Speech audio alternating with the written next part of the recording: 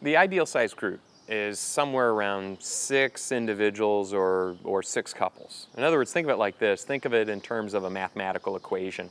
If you have 6 individuals in 1 hour and each person shares for about 10 minutes, that'll eat up an hour. And if you have 6 couples and each person, that is, each person in the couple, have 5 minutes or 10 minutes per family unit, they have about an hour. I hope I didn't confuse you there, but the point is this: if you get too big of a group, you have a problem because not everybody will get to share. But if you have too small of a group, it puts more pressure on less people to share. So I want to talk to you a little bit about what to do if your group is too small. If you need to add people to your group, how do you do that? So let's say you have 3 people in a group of individuals, or maybe you have 3 couples. You just have 6 people in a couples group.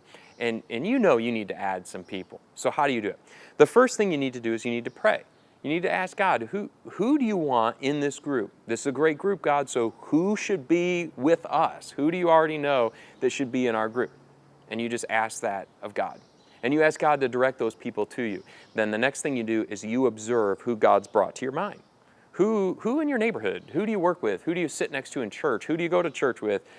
Who do you know that would benefit by being in your great group? And then you talk about it as a group. I recommend that you don't just invite people to your group without everybody in the group already knowing this. So you talk about in your group, who should we invite? And maybe you share some names and you brainstorm who should join your group.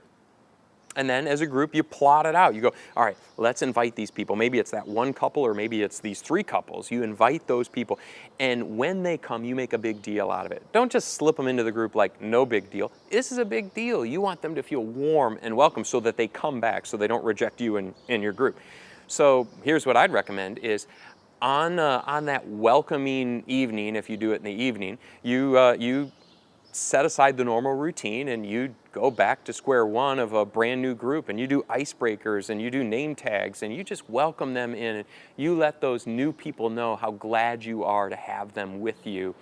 And then you ask them. You might ask them in the group, hey, we'd like you to stay. But then you ask them outside of the group, because even in that kind of setting, they might go, oh yeah, we'll stay in the group. And later they might go, I'm not sure about this. But you follow up on a phone call or a face-to-face meeting, go, boy, we loved having you in the group. Would you please consider joining the group? And that is how you add people to your group.